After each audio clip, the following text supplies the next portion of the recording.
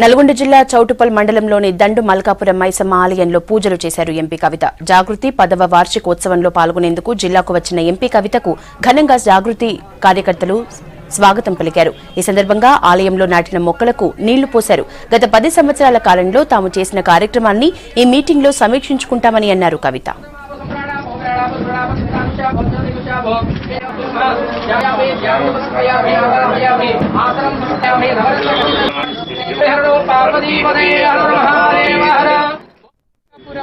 ఆందోళన మైసమ్మను దర్శనం చేసుకుని వెళ్తా ఉన్నాం.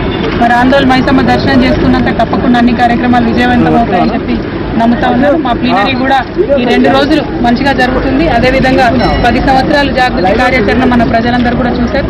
మళ్ళీ ఈ 10 సంవత్సరాల తర్వాత మమ్మల్ని మేము ఒకసారి పునర్నిర్వచించుకొని తెలంగాణ కోసం తెలంగాణ అభివృద్ధిలో పార్టిసిపేట్ అయ్యే విధంగా కార్యాచరణ రూపొందించుకొని ముందుకెళ్తా ఉన్నాం. మరి మల్కాపురం ప్రజలకు అందరికీ కూడా పేరు పేరున ఎమ్మెల్యే గారికి నా కృతజ్ఞతలు తెలియజేస్తాను.